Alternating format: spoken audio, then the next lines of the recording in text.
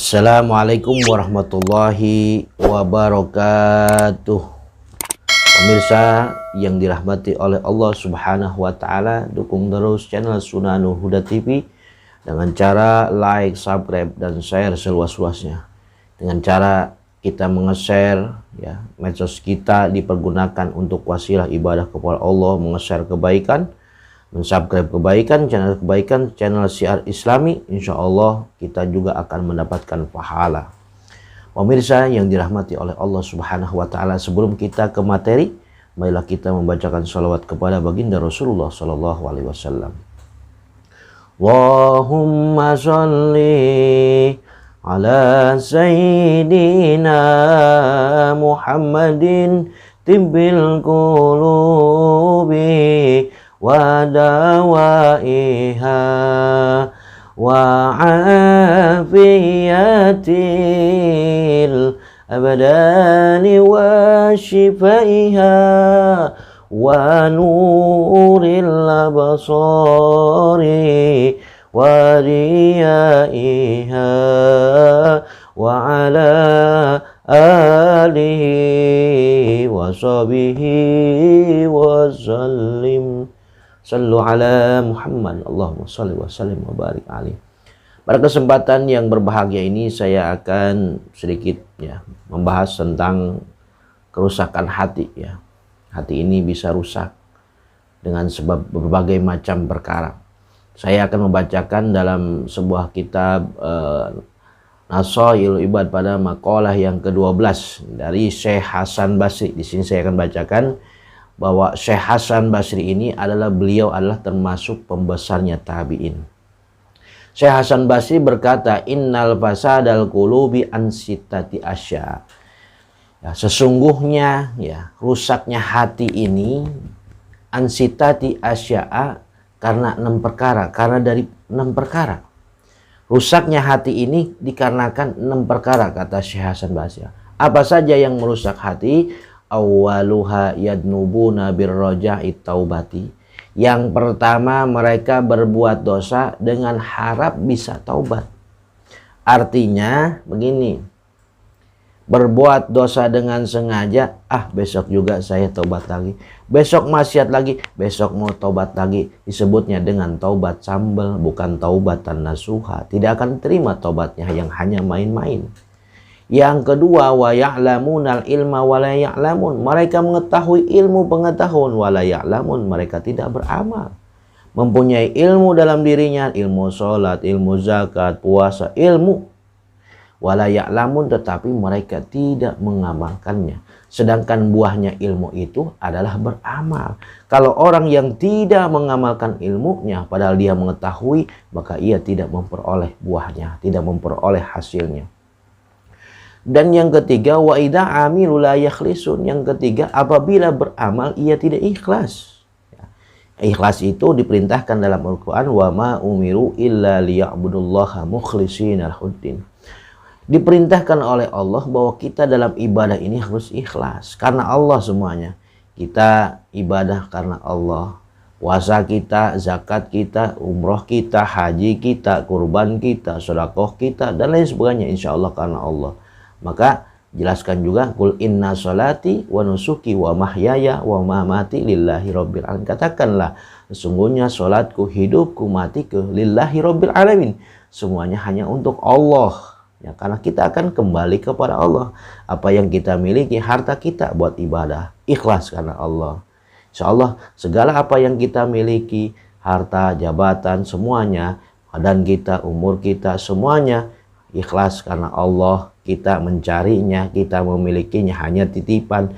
Lalu gunakanlah untuk semuanya taat kepada Allah, ikhlas karena Allah. Maka insya Allah keikhlasan itu akan menemukan hasil yang terbaik buat kita nanti di akhirat. Dan yang keempat, wa ya'kuluna rizqallah wa la yashkurun. Mereka ya memakan rizki dari Allah wa la yashkurun, tetapi tidak bersyukur kepada Allah. Mereka diberikan rizki oleh Allah wala yashkurun, tetapi tidak bersyukur kepada Allah. Nah, masalah rizki ini adalah Allah yang berikan. Ya, rizki itu bukan hanya sebuah uang atau makanan. Kita diberikan sehat saja sudah rezeki, bisa melihat, bisa mendengar, bernapas, itu rezeki dari Allah Subhanahu wa taala. Harus banyak bersyukur. Jadi kalau kita mengukur harta, materi itu adalah sebuah rezeki, ya hanya itu saja yang kita pandang. Bagaimana rezeki Allah ketika kita mata bisa mengedip, ya, bernapas, Allah tidak suruh bayar. Bersyukurlah atas rezeki Allah tersebut. Maka insya Allah dalam Al-Quran dijelaskan, wa idza adana rabbukum la in syakartum la azidannakum wa la in kafartum inna adzabi lasyadid. Allah sudah jelaskan dalam Al-Quran.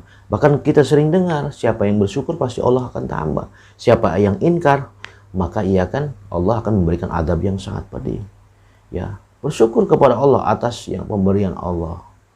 Nah, kalau kita tidak bersyukur atas rezeki dari Allah, maka hati kita ini sedang sakit, hati kita ini sedang rusak. Alhamdulillah. Wa may yardawna bi qismatillah, mereka tidak rela dengan pembagian Allah. Yang keberapa? Yang kelima, pembagian Allah berupa apa saja, pembagian dari Allah. Kita harus ridho. Kita sudah ditakar segini, ya. Pembagian Allah, ridho. Ya. Kalau kita sudah ridho, insya Allah hal yang dibagikan oleh Allah, yang diberikan oleh Allah, itu akan menjadi barokah. Kalau barokah, ziyadatul khair, bertambah kebaikan.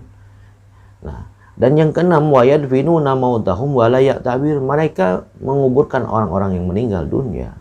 Wa la ya'tabirun, tetapi tidak mengambil iktibar, tidak mengambil perumpamaan. Ayla yatadakkaruna lil mauti.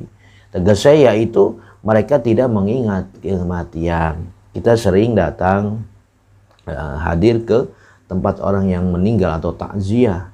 Bahkan kita ikut juga tahlil pertama, kedua sampai ketujuh. Ada yang sampai 40 hari kita ikut. Tapi ketika menyaksikan takziah, si mayat tersebut dibungkus, dimandikan, dibungkus, terus disolatkan sampai dikuburkan, kita tidak pernah mengambil iktibar bahwa kita pun sama. Ya, seharusnya kita harus mengambil iktibar. Bagaimana suatu saat pasti kita akan merasakan seperti itu. Kullu nafsin dha'iqatul maut.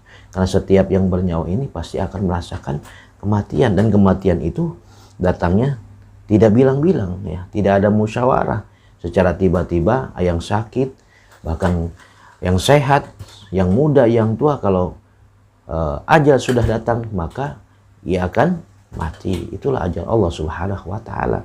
Jadi setiap kita takziah melihat orang yang meninggal, lalu kita mengucapkan inna lillahi wa inna ilaihi rajiun, itu ucapan tersebut, ya, kita resapi bahwa kita pun sama akan kembali kepada Allah. Kita dari Allah akan kembali kepada Allah. Yang kita introspeksi diri, yaitu adalah bagaimana saya ketika masuk alam kubur, yang menemani hanya amal saya. Saya harus banyak beramal kebaikan, insya Allah di situ akan meningkat, ya, meningkat keimanan, kualitas ibadah kita kepada Allah. Tetapi kalau kita melihat kematian, menguburkan orang yang meninggal dunia, tidak mengambil iktibar, tidak mengambil perumpamaan, tidak mengambil peringatan, nasihat di situ, maka hati kita sedang sakit. Ini harus diobatin. Rusaknya hati kita karena hal-hal seperti itu. Jadi 6 perkara ini yang dikatakan oleh Hasan Basri bahwa rusaknya hati ini kata 6 perkara yang tadi dijelaskan. Mudah-mudahan ya ada manfaat, wabil khusus untuk pribadi, umumnya untuk kita semuanya. Mohon maaf al-fakir apabila ada kesalahan dan kekurangannya, mohon dibukakan pintu maaf yang seluas-luasnya. Wal afu minkum, wassalamualaikum warahmatullahi wabarakatuh.